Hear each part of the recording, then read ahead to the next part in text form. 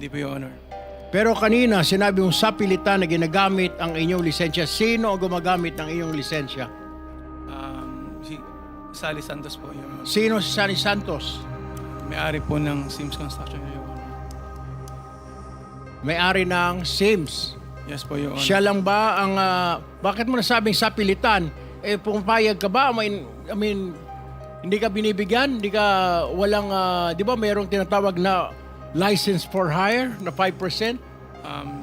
Sa takot po, Your Honor, na maapektuhan ang negosyo namin, Your Honor. Bakit ka matatakot? Siya ba ang nag-apply ng lisensya mo? Hindi si EGB? Hindi po, Your Honor. Siya po yun. So, pinapagamit mo lisensya mo? So, hindi ikaw ang nagko-construct, kundi pinapahiram mo yung iyong lisensya? Hindi po, Your Honor. Sa pilitan po nilang ginamit, Your Honor.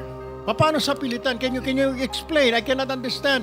Sa pilitan, tinutukan ka ba ng baril, ng kutsilyo? Ang pagkakaalam ko po kasi, Your Honor, ang nasa likod po nito ay yung mga nasa loob po. Kaya natakot po kami na Sa loob ng ano?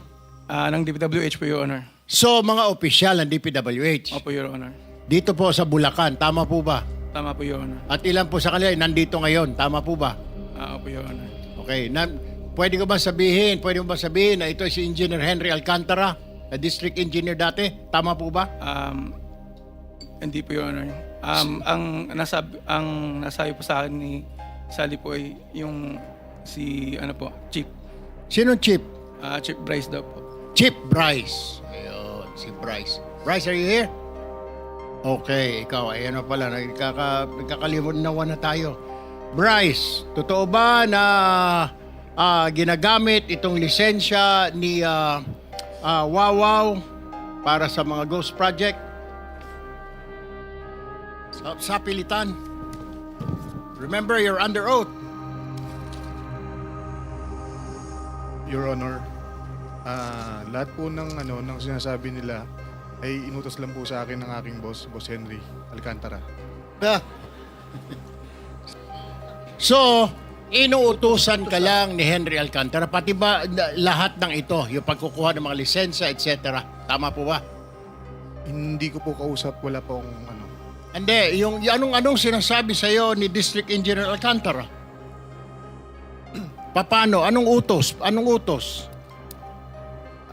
Actually, lahat po ng iutos niya ginagawa ko po. I mean, Give us an example, anong utos? Utos mangolekta, utos na maningil ng proyekto, anong utos? Utos na gumawa ng ghost project? Yung pagkuha po ng pera kay Sally, kay SYMS po. Kay Sims. Ilang beses ka na nakakuha ng pera kay Sims? Actually, hindi naman po personal na ako kumuha. Dinala lang po dun sa office ko. Dun din po pinakuha ni Boss Henry. Magkano yung binigay sa'yo at ilang beses nagbigay si Sims? Hindi ko po matandaan ko ilan po yung eksaktong po ilang beses po, Your Honor. Ballpark, magkano na nakukuha ninyo kay Sims bilang lagay? Yung lagay hindi ko po... Hindi, magkano na nakukuha ninyong, let me rephrase that, magkano na ang naaabot sa inyo ng Sims para kay Alcantara? Your Honor, sa totoo, hindi ko po alam kasi kapag po dinadala nila yan, nakabox, nakasarado po. Alam, magkano naman ang hindi ka binibigyan ni Alcantara? Hindi ka inaabutan mo lang kahit barya? Wala po, Your Honor. Basta nakabox po, dinala po doon. Gaano kalaki yung bag? Box po. gaano kalaki? Ang nakikita ko po, mga box po ng mga noodles. Gaano nga kalaki yung box? Mga ganyan po kalaki. Abay, malaki-laki ano? Opo. Mga 20 million. Anyway, Ade Bryce, okay? Hindi ka man lang hinahatian. Ikaw, hindi ka ba dumidiretso sa mga kontraktor? Hindi po.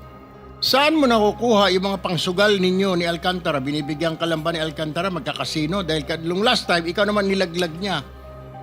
Nagkakasino raw kayong pareho. Your Honor, totoo po yun. Nakakapunta lang po ako ng casino pag inaaya niya po ako. Sinasama po. Okay, Doon lang po. Magkano pinapatalo ninyo? Your Honor, ang nangyayari po kasi, pag nagpupunta po kami ng casino, siya lang po ang may dala ng pera. Wala po kaming dalang pera. pera niya po ang ginagamit, binibigay niya sa amin para po maglaro. Ngayon po, pagka po naglaro at nanalo, sa kanya po binibigyan niya po kami ng balato.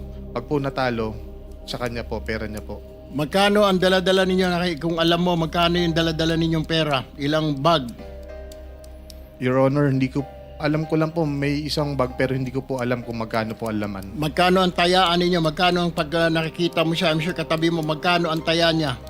Hindi ko po matandaan. Totoo po yung sinabi niya na hindi po kami magkasama sa mesa pagka po naglalaro. Alright. Well, isa pa akong katanungan, Mr. Chair. Ibig mo sabihin, wala ka nakukuha sa mga kontraktor?